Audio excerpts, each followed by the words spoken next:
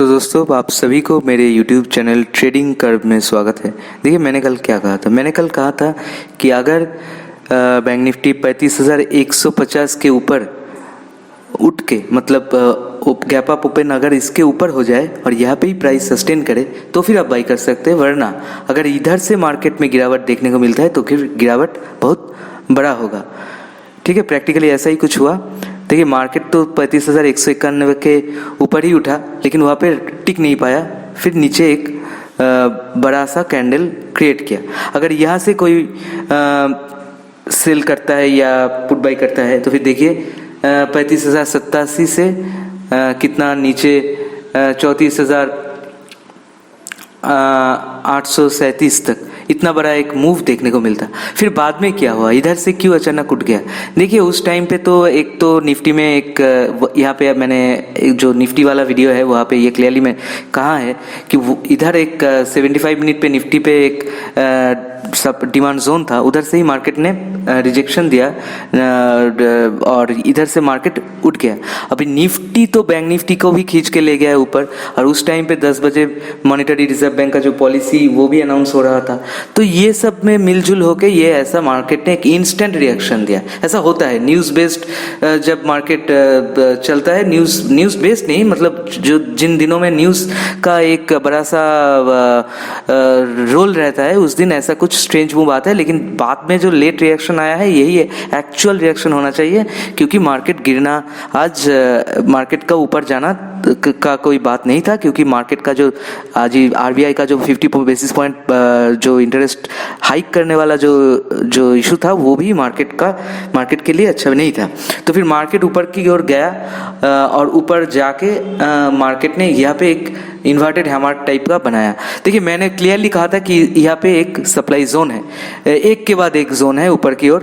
तो अगर यहाँ से ऐसा कोई इन्वर्टेड हैमर जैसा बनाता है तो फिर ये क्लियर इंडिकेशन हो जाता है कि उधर से सेलिंग बहुत प्रेशर है। तो अगर इस कैंडल से 10 बजे 50 मिनट में कोई पुट बाई करता तो फिर देखिए धीरे धीरे एक दफ़ा थोड़ा सा उठा, लेकिन वो स्टॉप लॉस को हिट नहीं करता, उसके बाद ही बहुत बड़ा एक फॉल देखने को मिला।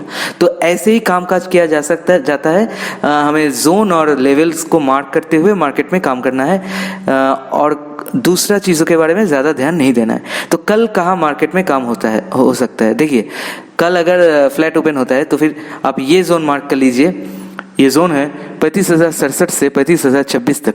इस जोन में अगर फ्लैट ओपन होकर धीरे धीरे जाता है तो मार्केट वहीं से रिजेक्शन लेगा और नीचे टारगेट देगा 34,836 आज का लो। ठीक है, और अगर गैप अप होके ये जोन ब्रेकआउट करके ऊपर चला जाए तो फिर ये जो अगला जोन है 35,227 से 35,160, ये जो 5 मिनट का सप्लाई जोन है, ये 5 मिनट के सप्लाई जोन से मार्केट में एक रिजेक्शन आएगा और इधर से मार्केट का गिरने का प्रोबेबिलिटी हाई है और उधर उस क्षेत्र में टारगेट और भी बड़ा हो जाएगा। ये गैप अप होके आज की तरह ही यहाँ से गिर सकता है। ठीक है, ऐसा दोनों ही सिनेरियो है। और अगर गैप अप होके इसके ऊपर चला जाए तो फिर आप कुछ मत कीजिएगा, आप रुकिएगा। ये ट्रेंड लाइन के आसपास अगर कुछ ऐसा रिजेक्शन आता है तो फिर तब वो कैंडल देख के और रिजेक्शन देख के आपको सेल साइड में जाना चाहिए, बाई में यहाँ पे मत चाहिए। और बाई में कहाँ पे जाएंगे, देखिए अगर गैप डाउन होता है, ठीक है, और ये जो एरिया है मैं बोल रहा हूँ, मार्क कर लीजिए 34,824 से 34,769।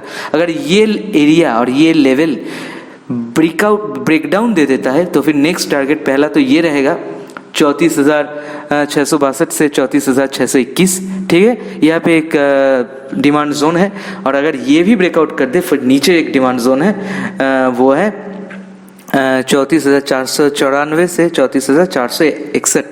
सो फिर ये एक होलसेल एरिया है, यहाँ पे बाइंग भी किया जा सकता है। लेकिन वो बड़ा गैप डाउन होने से आप बाई मत कीजिएगा।